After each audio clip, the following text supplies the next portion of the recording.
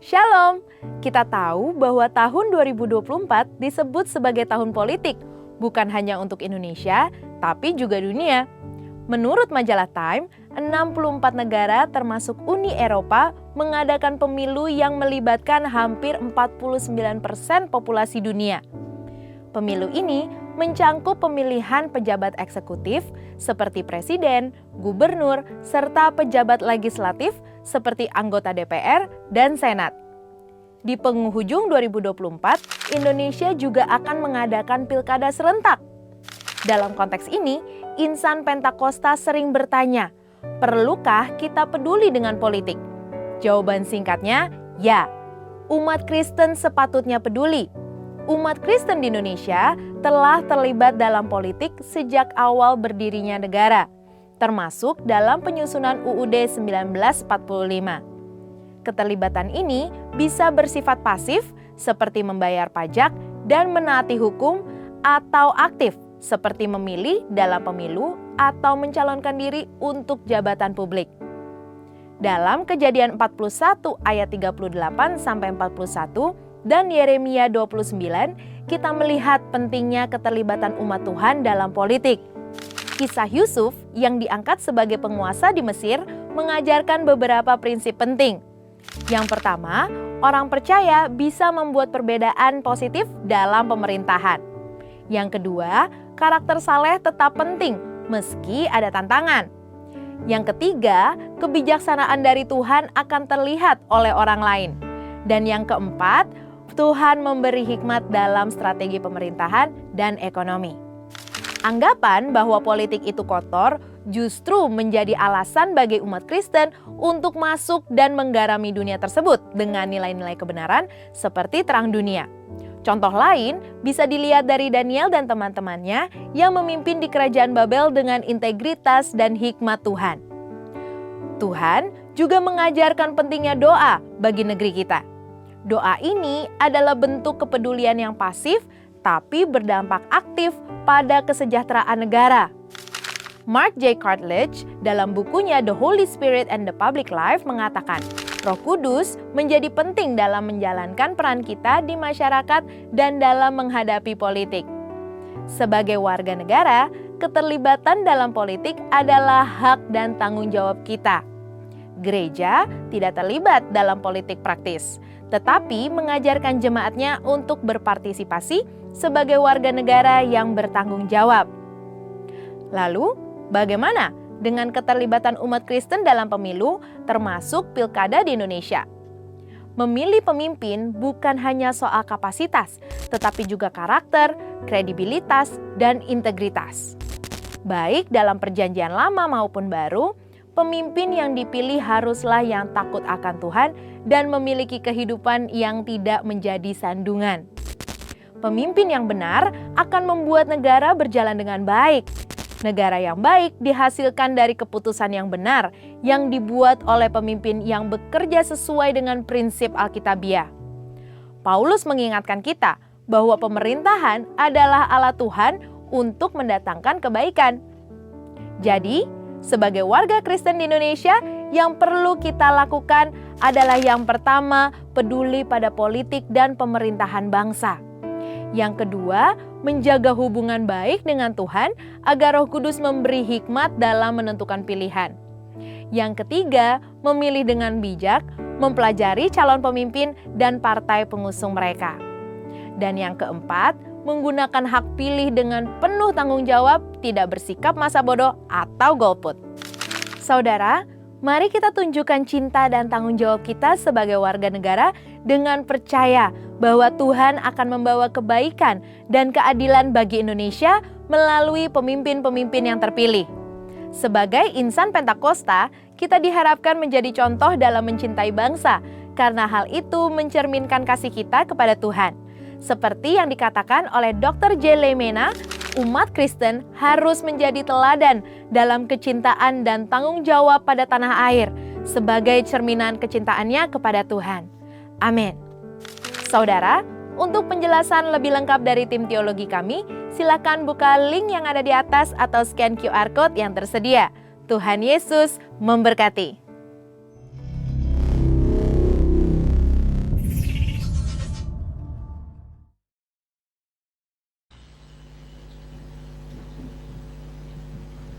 Shalom, selamat pagi.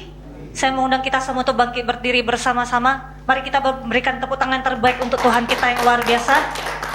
Haleluya. Saya percaya Tuhan memberikan damai sejahtera dan sukacita bagi setiap kita. Amin. Mari kita satukan hati di dalam doa. Syakara barata kala barata kala bashikila barata kala barata kala basyakarata kala bashe.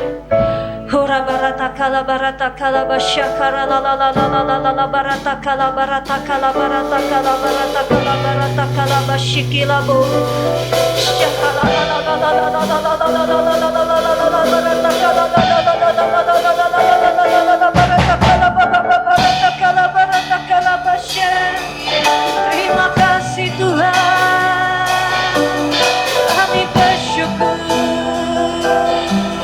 Engkau sungguh amat baik. Haleluya. Terima kasih Bapa, kami bersyukur. Terima kasih, terima kasih. Terima kasih ya Bapa, Kau sungguh baik, Engkau teramat baik bagi kami Tuhan. Kami bisa hadir Tuhan di rumah-Mu Tuhan di GBI Pantai Permata. Bahkan teman-teman kami Tuhan dimanapun mereka berada Tuhan untuk mengikuti ibadah online ya Bapak. Kami percaya hadirat-Mu, lawatan-Mu Tuhan melingkupi Tuhan setiap kami di dalam nama Tuhan Yesus Kristus. Berikan kami kehausan, kerinduan Tuhan untuk berjumpa dengan Engkau Tuhan. Kami mau memuji, menyembah, memuliakan Engkau Tuhan. Karena Engkau layak Tuhan menerima pujian penyembahan dari setiap kami ya Bapa. Terima kasih Tuhan Engkau menyertai Tuhan setiap kami Tuhan. Terima kasih Tuhan memberikan kesehatan, kekuatan bagi setiap kami Tuhan. Tuhan memberikan kesetiaan bagi kami Tuhan. Bahkan Tuhan setiap pelayanan Tuhan, pekerjaan yang Tuhan izinkan Tuhan di dalam kehidupan kami. Kami percaya segala sesuatu akan mendatangkan kebaikan di dalam nama Tuhan Yesus Kristus. Berikan kami Tuhan kasih mula-mula yang baru Tuhan bagi setiap kami Tuhan. Sehingga kami semakin cinta kepada Tuhan Yesus. Kami semakin mengutamakan Tuhan di dalam setiap aspek kehidupan setiap kami ya Bapa. Terima kasih ya Bapa. Inilah ibadah-Mu Tuhan. Kami rindu Tuhan dilawat Tuhan di dalam hadirat-Mu Tuhan. Sehingga kami pulang dari tempat ini Tuhan, kami bisa menerima kemenangan yang Tuhan berikan bagi setiap kami ya Bapa. Terima kasih ya Bapa. Terima kasih ya Roh Kudus. Kami serahkan Tuhan ibadah raya ini Tuhan ke dalam tangan kasih-Mu. Hanya di dalam nama Tuhan Yesus Kristus kami mengucap syukur dan berdoa. Kita sama-sama katakan amin. Haleluya. Mari kita sama-sama memperkatakan Mazmur 91. Dalam lindungan Allah, orang yang duduk dalam lindungan yang maha tinggi dan bermalam dalam naungan yang maha kuasa akan berkata kepada Tuhan, tempat perlindunganku dan kubu pertahananku, Allahku yang ku percayai. Sungguh dialah yang akan melepaskan engkau dari jerat penangkap burung, dari penyakit sampar yang busuk. Dengan kepaknya ia akan menudungi engkau, di bawah sayapnya engkau akan berlindung. Kesetiaannya ialah perisai dan pagar tembok. Engkau tak usah takut terhadap kedahsyatan malam, terhadap panah yang terbang di waktu siang, terhadap penyakit sampar yang berjalan di dalam gelap, terhadap penyakit menular yang mengamuk di waktu petang. Walau 1000 orang rebah di sisimu dan 10.000 di sebelah kananmu, tetapi itu tidak akan menimpamu. Engkau hanya menontonnya dengan matamu sendiri dan melihat pembalasan terhadap orang-orang fasik. Sebab Tuhan ialah tempat perlindunganmu, yang maha tinggi telah kau buat tempat perteduhanmu.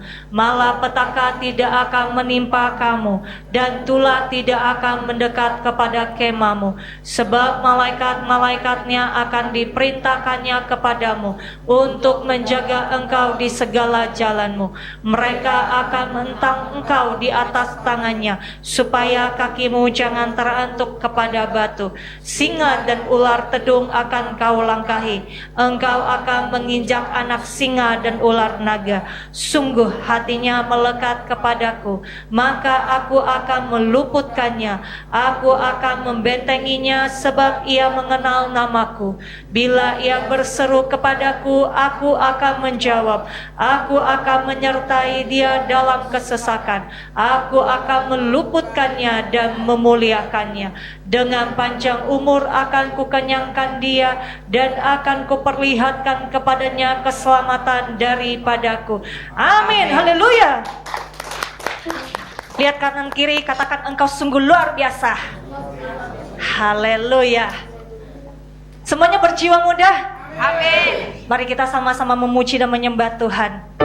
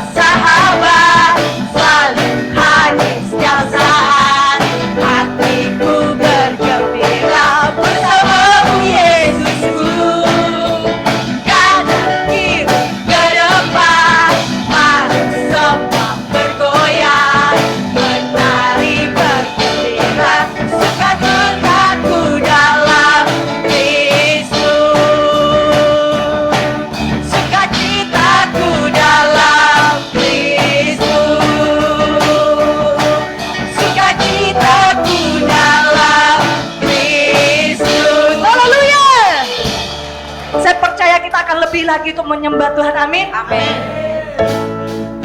namanya Tuhanku, menara yang teguh, kota benteng perlindunganku, Allah yang perkasa, Dia Bapa yang kekal, gunung batu keselamatanku, Engkau yang termulia di bumi di surga, termasyhur perkasa selamanya. Engkau yang berkuasa di dalam segala hal, ada kuasa dalam nama Yesusku. Namanya Tuhan, menara yang teguh, kota benteng perlindunganku, Allah yang perkasa, Dia Bapa yang kekal, gunung batu keselamatanku, Engkau yang termulia di bumi di surga, termasyhur perkasa selamanya. Engkau yang berkuasa di dalam segala hal, ada kuasa dalam nama Yesusku. Nama di atas segala nama, nama yang telah membebaskanku. Segala kuasa tunduk pada nama itu, Yesus Tuhan, segala Tuhan. Mari kita sama-sama angkat kedua tangan kita. Nama di atas segala nama, nama yang telah membebaskanku. Segala kuasa tunduk pada nama itu, Yesus Raja segala raja. Engkau yang termulia di bumi di surga, termasyhur perkasa selamanya.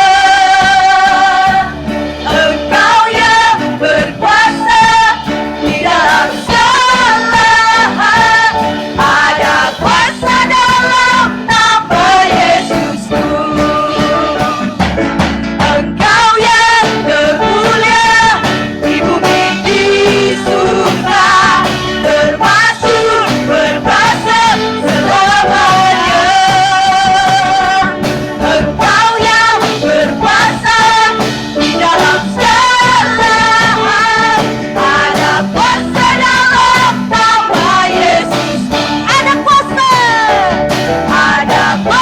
dalam nama Yesusku. Ada kuasa dalam nama Yesusku. Haleluya.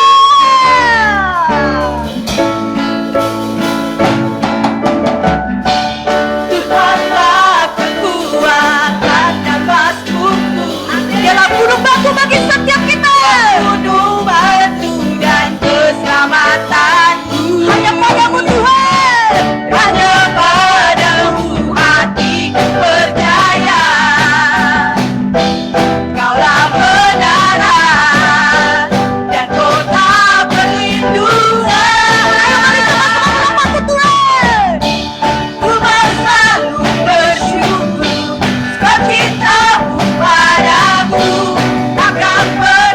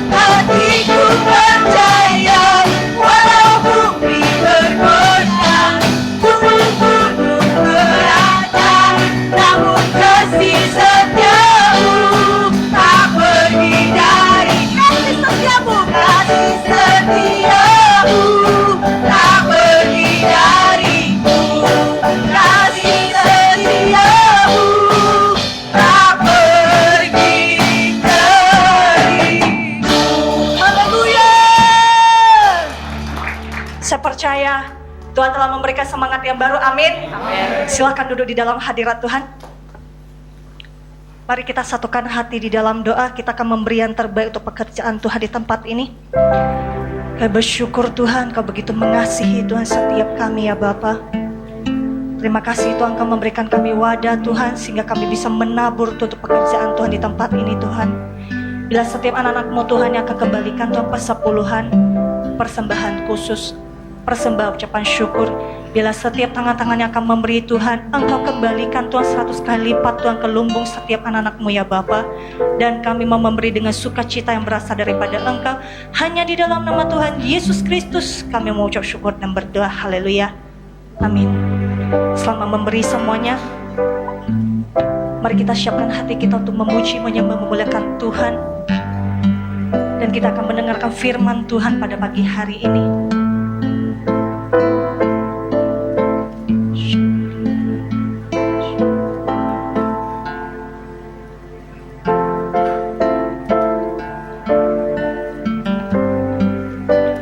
Kasih yang sempurna telah ku terima darimu, bukan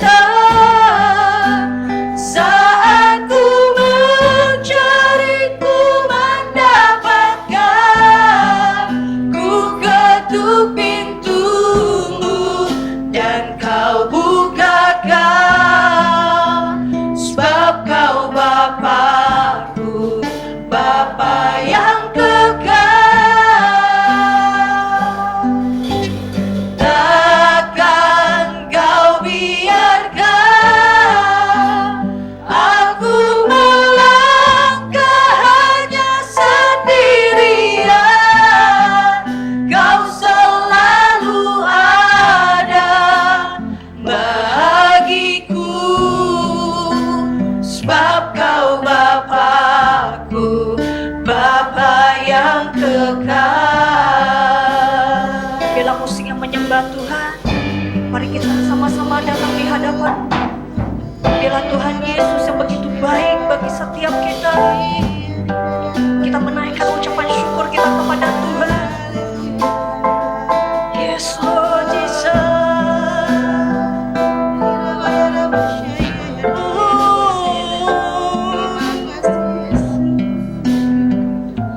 Kau sungguh baik Tuhan.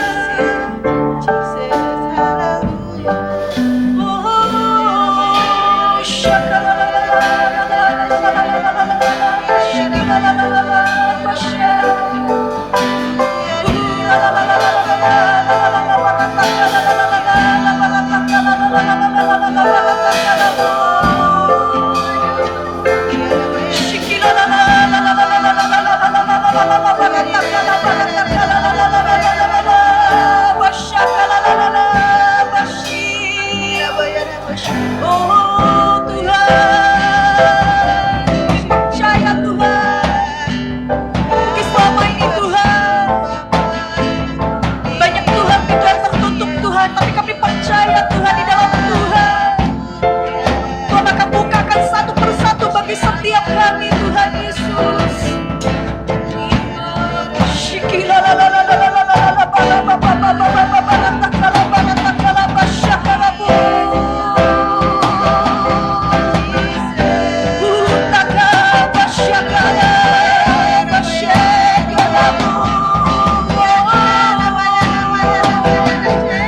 Pintu kesembuhan akan dibukakan oleh Tuhan. Pintu pemulihan akan dibukakan oleh Tuhan.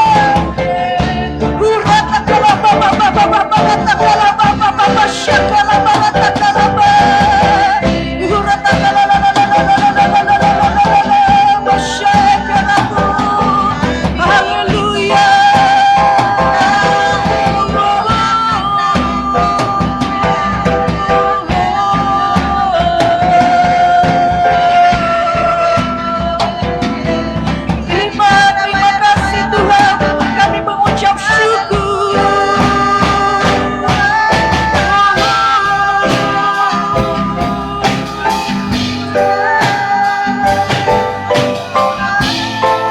Yes Lord, yes Lord.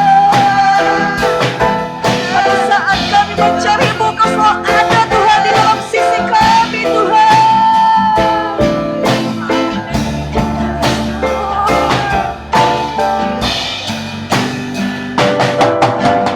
Kau beri yang ku pinta saat ku mencari-Mu mendapatkan.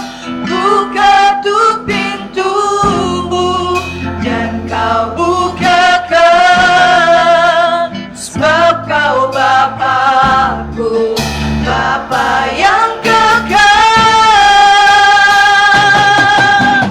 Takkan Kau biarkan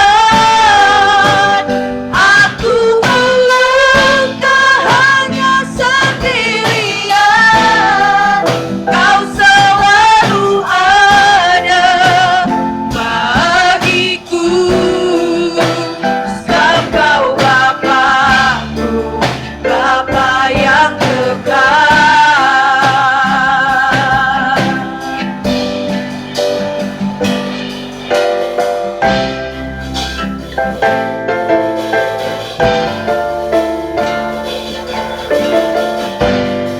Yes Lord, Engkaulah tempat kami berharap Tuhan. Kami mau berjalan Tuhan bersama-Mu Tuhan. Bawa kami Tuhan Yesus, pegang tangan kami ya Bapa. Yes, di dalam hadirat Tuhan, saya mengundang kita semua untuk bangkit berdiri bersama-sama.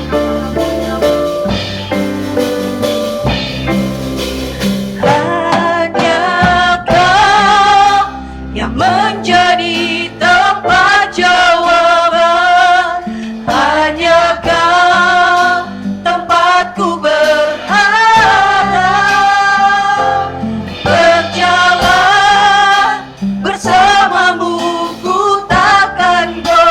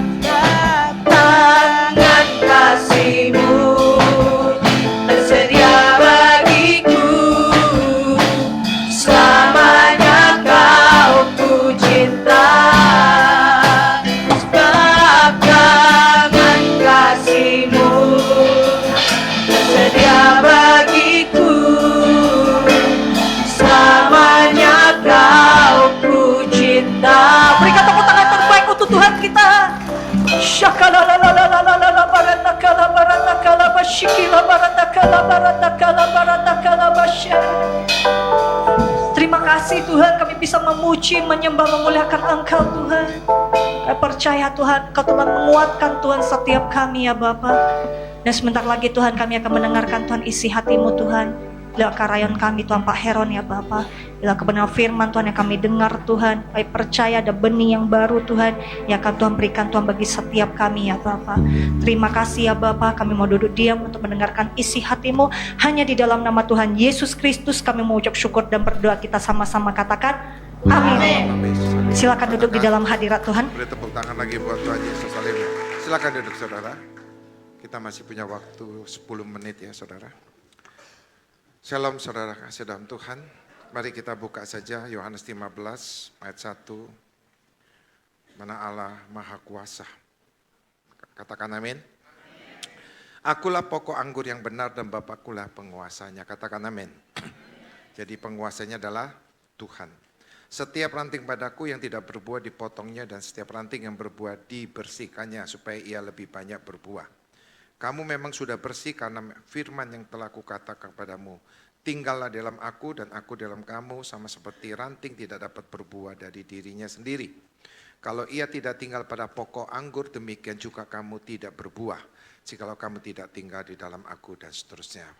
Nah saudara kasih dalam Tuhan, ini firman Tuhan, yaitu penuh kuasa. Kalau saudara mengaminkan firman Tuhan ini, maka saudara, hidup saudara nggak akan mengalami kekurangan. Karena penguasanya adalah Tuhan. Tuhan penuh kuasa. Maka itu saudara, di dalam Galatia 5 ayat ke-7, firman Tuhan katakan apa? Jangan sesat. Allah tidak mau membiarkan dirinya dipermainkan. Karena apa yang ditabur orang itu juga akan dituainya. Nah jelas terkaitnya dengan Yohanes 15 itu. Kita ini bagaikan ranting yang melekat kepada pokok. Kita adalah umat yang dipanggil dan dipilih, dilekatkan. Ya. Kita harus tinggal di dalam Tuhan. Maka itu kita sebagai umat Tuhan yang disebut ranting, jangan macam-macam. Ya. Jangan mempermainkan Tuhan. Hidup kita setiap hari serahkan pada Tuhan. Biar Tuhan bersihkan. Kita ini nggak tahu, mungkin kita tahu, tapi kita tidak mampu membersihkan dosa kita. Kita nggak mampu mempertahankan saudara kekudusan. Kita nggak mampu untuk menolak segala cobaan. Karena kita adalah manusia biasa. Ada duri di dalam daging kita. Hanya Tuhanlah. Ada roh Allah di hidup kita. Karena kita melekat pada Tuhan. Tuhanlah yang membersihkan kita. Amin.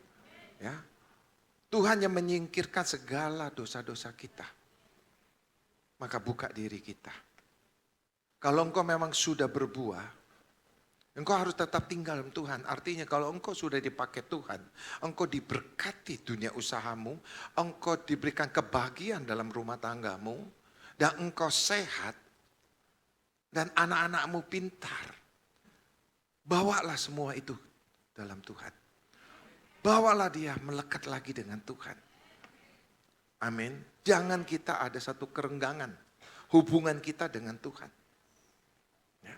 Kalau kita ada kerenggangan hubungan dengan Tuhan, sama dengan ranting saudara, yang dimana sudah retak dengan atau saudara sudah hampir terpisah dengan pokoknya.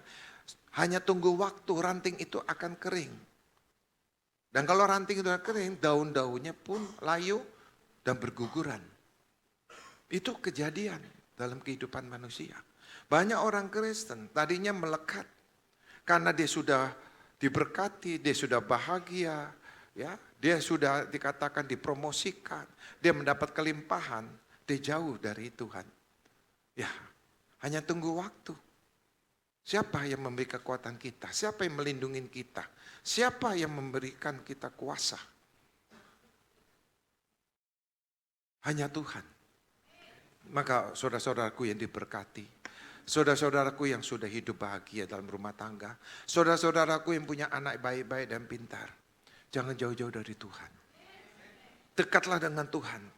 Kalau saudara yang masih jauh dari Tuhan, yang susah untuk melekat kepada Tuhan, serahkan hidupmu pada Tuhan, berjuanglah supaya kau melekat pada Tuhan. Tuhan pasti mau melekat pada saudara.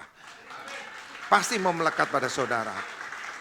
Hanya dunia, hanya dosa yang membuat saudara susah untuk melekat. Tapi percaya, Tuhan punya kuasa. Tuhan punya kuasa. Sekali lagi, Tuhan punya kuasa untuk membawa saudara melekat pada Tuhan. Amin. Rendahkan dirimu. Ya. Karena apa? Engkau harus rendahkan dirimu.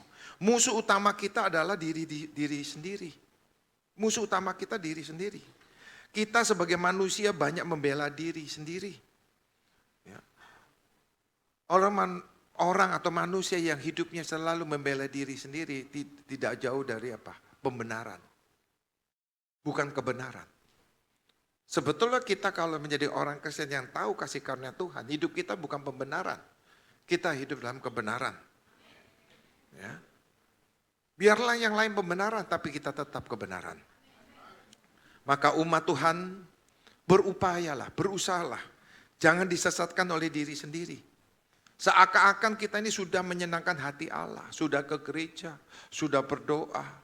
Seolah-olah udah puasa, sudah baca firman. Ya. Seolah sudah berkenan di hadapannya. Padahal hidupnya itu berantakan. Ya. Ya, sangat tidak baik di hadapan Tuhan. Maka itu pembenaran. Saya ke gereja gak pernah telat. Ya. Saya berdoa. Saya ikut memuji menyembah. Saya mendengar firman, saya baca firman. Tapi di hadapan Allah berantakan. Tidak baik. Apa salah satunya? Mulut bocor. Apalagi sikap tidak mencerminkan sebagai umat yang berkenan di hadapan Allah. Engkau tidak bisa memilih tempat di mana sebagai orang Kristen. Di mana tempat itu yang gak layak. Ya, tempat itu Tuhan gak akan hadir itu. Tapi saudara banyak di tempat itu. Kita punya kuasa Roh Kudus, saudara. Roh Kudus itu akan mengendalikan hidup kita. Orang Kristen kalau tidak ada kuasa Roh Kudus, sama saja kendaraan tanpa rem. Atau punya rem blong. Bisa apa? Mengkorbankan banyak orang, merugikan banyak orang. Demikianlah kita sebagai orang Kristen. Kalau kita tidak ada kuasa Roh Kudus, pembenaran terjadi, pembelaan diri yang luar biasa. Ya. Kalau sudah begitu, saudara, membawa korban, siapa korbannya? Bukan diri sendiri lagi, keluarga. Keluarga. Dan orang-orang yang saudara kenal. Padahal firman Allah katakan, engkau harus jadi garam dan terang. Engkau harus bangkit. Amin. Ayo anak-anak Tuhan, ini akhir zaman. Tuhan akan pakai semua orang, bukannya pendeta saja. Maupun orang sekolah teologi, maupun tidak sekolah teologi, Tuhan bisa pakai. Asal saudara hidup melekat pada Tuhan, inti pada Tuhan. Saudara buka hati, saudara jalankan apa yang Tuhan firmankan dalam hidup saudara. Saudara setiap saat saudara siap dibersihkan. Nanti engkau diberikan kuasa. Roh Kudus akan bekerja dalam hidupmu. Amin. Keluargamu sakit, kau tumpang tangan, Tuhan akan bekerja. Sembuh dalam nama Yesus. Engkau mengangkat tangan, membelah segala persoalan, terbelah dan kau ada jalan keluar. Amin. Ada berkat-berkat yang gak pernah kau lihat, saudara. Engkau punya iman dan percaya Tuhan akan kirim mujizat. Secara luar biasa, supranatural akan bekerja. Amin. Itu akan datang memberkatimu. Amin.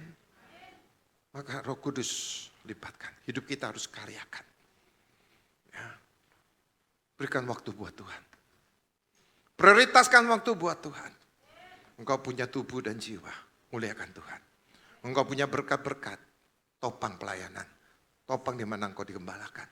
Supaya tempat itu menjadi, saudara, sarana banyak orang untuk bertobat. Amin. Ya, sarana untuk banyak orang melihat kemuliaan Tuhan. Siapa yang diberkati? Kita yang menopang diberkati. Beri tepuk tangan dulu buat Tuhan kita. Maka Roh Kudus dicurahkan ke dunia ini untuk siapa? Untuk umat-umat Tuhan yang percaya dan merindukan. Bukan sekedar merindukan, benar-benar sepenuhnya merindukan, saudara. Amin. Buat apa Roh Kudus dicurahkan dalam hidup kita, saudara? Saudara baca dalam Roma 12 ayat kedua, saudara kasih dalam Tuhan. Jangan kamu menjadi serupa dengan dunia ini, tetapi berubahlah oleh pembaruan budimu. Sehingga kamu dapat membedakan mana kehendak Allah, apa yang baik, yang berkenan kepada Allah, dan yang sempurna. Itulah Roh Kudus diturunkan kepada kita supaya kita tidak serupa dengan dunia ini. Supaya kita serupa dengan gambaran anak Allah. Supaya kita sama karakter Yesus. Mengasihi. Amin. Mencintai Tuhan. Menyayangi Tuhan. Mengasihi Tuhan dengan segenap hati kita mengasihi sesama kita. Ya, pertama keluarga. Haleluya. Amin. Hai umat-umat yang dikasih Tuhan. Hidupmu harus dipenuhi Roh Kudus hari-hari ini dan seterusnya sampai kau dipanggil Tuhan pulang. Roh Kudus akan menyelamatkan kau ada di bumi ini. Roh Kudus akan membimbing jalan hidupmu supaya kau tidak serupa dengan dunia ini. Supaya ada satu pembaruan, perubahan dalam kehidupan kita. Amin. Rindukan kau dibaptis. Ya, dengan api Tuhan yang Roh Kudus turun atasmu. Rindukan kau dipenuhi oleh Roh Kudus. Haleluya. Amin. Siapa yang rindu? Shalom. Saya beberapa kali mencatat bahwa Pak Heron berbicara tentang mengasihi Tuhan, mengasihi sesama, terutama keluarga. Ya. Dan Pak Heron bilang kebanyakan gereja rajin, doanya rajin, tapi terus-menerus pembenaran. Korbannya keluarga. Bagaimana kita tahu itu pembenaran atau kebenaran? Dasarnya firman. Jadi yang terpenting kalau kita sering baca firman, kita tahu apa arti firman, apa yang maunya Tuhan, dan kita sejalan dengan Tuhan. Di luar dari itu namanya pembenaran. Nah, karena berbicara tentang keluarga, saya ajak kita buka 1 Korintus 7. Biar kita bisa cek masing-masing. Apakah kita sesuai dengan firman, sehingga kita bisa semakin hari dibersihkan dan semakin berbuah, atau kita bertentangan dengan firman. 1 Korintus 7. Perikopnya apa di sana? Coba yang punya baca Alkitab elektronik, bacanya perikopnya apa sih? Perkawinan berbicara tentang apa? Tentang keluarga. Benar ya? Oke. Kita akan baca 1 sampai 4. Nanti kita tutup dengan ayat 14 tentang kehidupan yang kudus. Kita baca bergantian, saya baca ayat ganjil, yang lain baca ayat genap. Yang sudah dapat katakan amin.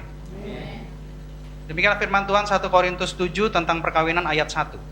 Dan sekarang tentang hal-hal yang kamu tuliskan kepadaku adalah baik bagi laki-laki kalau ia tidak kawin. Ayat 2.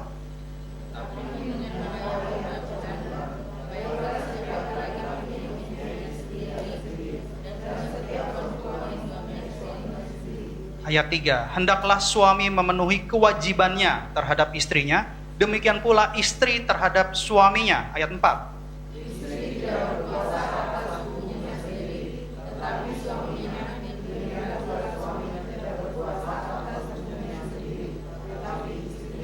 Kita lompat ke ayat 14, kita baca sama-sama. 3, 2, 1. Karena suami yang tidak beriman itu dikuduskan oleh istrinya, dan istri yang tidak beriman itu dikuduskan oleh suaminya. Andai kata tidak demikian, niscaya anak-anakmu adalah anak cemar, tetapi sekarang mereka adalah anak-anak kudus. Jadi ini penting. Kalau kita melekat kepada Tuhan, kita semakin dibersihkan, semakin berbuah, hidup kita harus kudus. Ada konteks yang tidak menikah, dan memang tidak menikah itu ada 3 kondisi. Tidak menikah karena dari lahir, tidak menikah karena dibuat orang kecelakaan, disebabkan oleh orang lain, tidak menikah karena keinginan sendiri. Makanya ada biarawan, biarawati, ada pastor di Katolik yang tidak menikah. Tapi adalah baik ketika seseorang hidup tidak kudus daripada bertarak tidak tahan, itu lebih baik menikah. Ya. Jadi itu firman Tuhan. Itu firman Tuhan. Makanya perikopnya tentang perkawinan. Dan tidak ada yang namanya istri berkuasa atas dirinya sendiri, tapi suaminya yang berkuasa. Begitupun suaminya tidak berkuasa atas diri sendiri, tapi istrinya. Makanya tadi Pak Heron katakan, kasihilah Tuhan, kasihilah sama, terutama keluarga. Karena keduanya sudah menjadi satu daging. Di situ harus mengerti konsep Alkitab. Terkadang banyak orang-orang di luar sana melakukan pembenaran. Dia putar balik. Kalau memang masalah ini terjadi, seharusnya mereka tidak menikah. Kan saya udah bilang, kalau komitmen pernikahan itu kita harus mengasihi pasangan kita. Kita harus tahu fungsi kita secara Alkitab. Sehingga apa? Pasangan kita dan kita hidupnya kudus. Ini hati-hati nih, karena di luar sana banyak godaan. Apalagi pasangannya cukup berpotensi, artinya berkarir. Saya kasih tahu, dunia semakin jahat. Makanya Tuhan Yesus membenci perceraian. Coba kita buka ayatnya, biar mengerti konsep dosa apa yang kita lakukan. Kita buka kata Tuhan Yesus ya, biar kita tahu.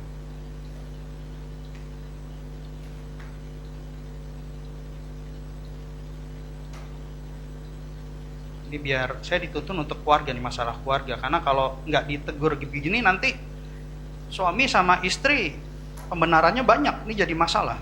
Oke, Matius 5 ayat 32. Kata Tuhan Yesus. Kita bedah Alkitab sama-sama, biar mulai sekarang keluarga itu bisa harmonis. Karena terutama keluarga, kalau keluarga baik, keluarga kudus, anak-anaknya kudus, masyarakat juga akan jadi baik. Karena masyarakat berasal dari keluarga. Kalau keluarga udah tidak benar, kesananya nggak benar semua. Yang korban jadi keluarga, kasihan, anak-anak jadi korban. Yang sudah dapat katakan amin. Kita baca sama-sama. 3, 2, 1. Tetapi aku berkata kepadamu, setiap orang yang menceraikan istrinya kecuali karena zina, ia menjadikan istrinya berzina. Dan siapa yang kawin dengan perempuan yang diceraikan, ia berbuat zina. Bayangkan nggak? Ketika terjadi perzinahan, percabulan, ya, makanya terjadi perceraian. Karena mereka tidak mengerti konteks Alkitab ini. Ketika terjadi perceraian, apa yang terjadi? Perempuan itu nanti nikah lagi. Dosanya berkembang nggak? Yang kawin dengan perempuan berzina itu akan berzina juga. Masuk dalam dosa zina. Kenapa? Karena pernikahan itu sudah dikuduskan oleh Tuhan. Di hadapan Tuhan, di hadapan hamba Tuhan, dan di hadapan jemaat Tuhan. Itu sebuah komitmen yang besar. Itu satu. Yang kedua, maksud firman Tuhan di sini bukan kita harus bercerai karena zina. Justru kita jangan membuat sebuah perceraian karena zina.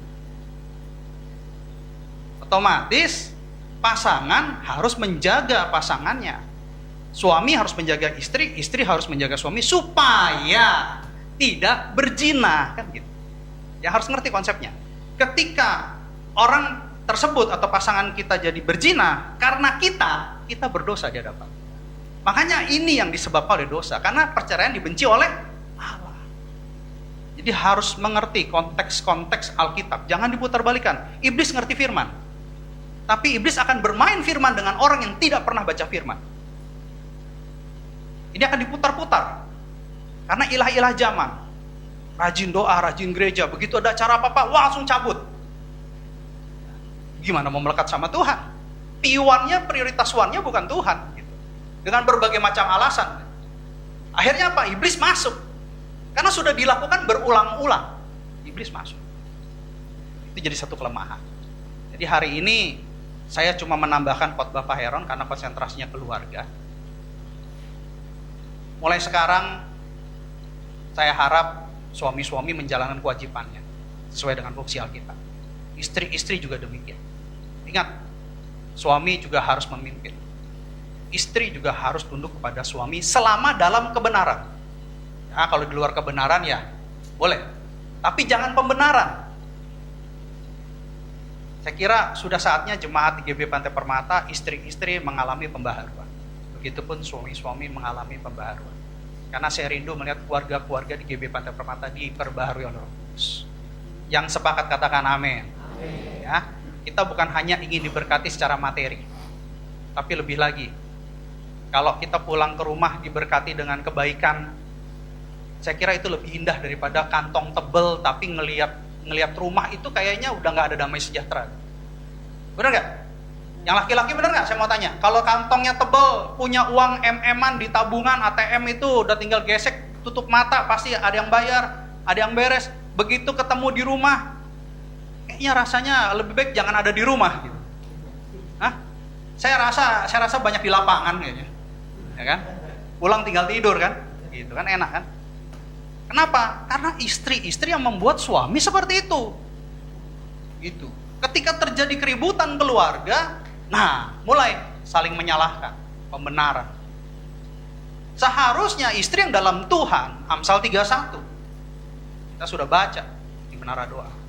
Itu harusnya kita benar-benar jadi istri yang takut akan Tuhan. Sarah manggil Abraham siapa? Tuannya.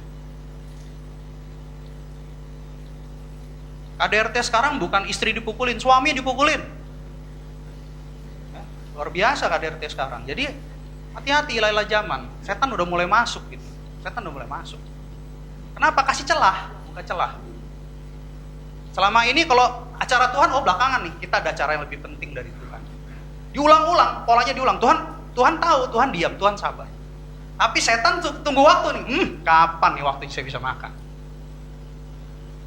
Ya, jadi mulai sekarang lebih melekat kepada Tuhan. Bukan hanya rajin doa, rajin beribadah, tapi saya harap baca firman lah. Karena firman itu hidup kok. Baca firman. Sesibuk-sibuknya saya masih baca firman. Ya, saya masih baca firman. Baca firman. Kalau nggak ngerti tanya, jangan diterjemahkan sendiri. Ingat, iblis coba Yesus dengan firman. Hati-hati.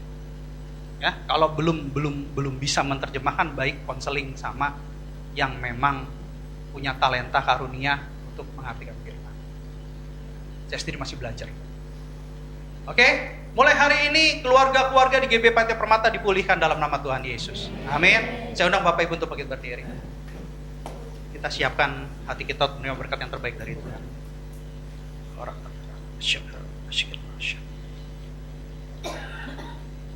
kekasih-kekasih Kristus, pulanglah dan terimalah berkat pemulihan, berkat kemenangan, berkat keberhasilan, berkat keberuntungan, berkat kesehatan, berkat pengudusan, berkat keselamatan, berkat Abraham, Ishak dan Israel, berkat kasih karunia yang berlimpah-limpah dan shalom dari Allah Bapa kita di surga melalui Tuhan kita Yesus Kristus dan persekutuan yang manis bersama dengan Roh Kudus.